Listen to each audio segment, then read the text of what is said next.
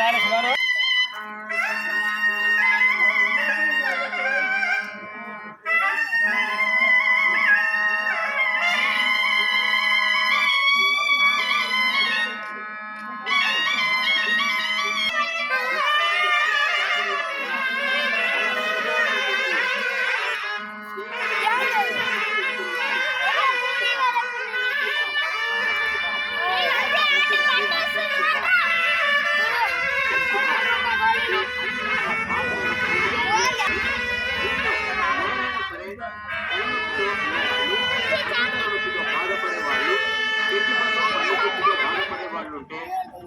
మా బండి దగ్గరకు వచ్చి కేవలం 10 నిమిషాలు మాత్రమే టైం ఇచ్చి మా బండి వద్ద నిలబడండి.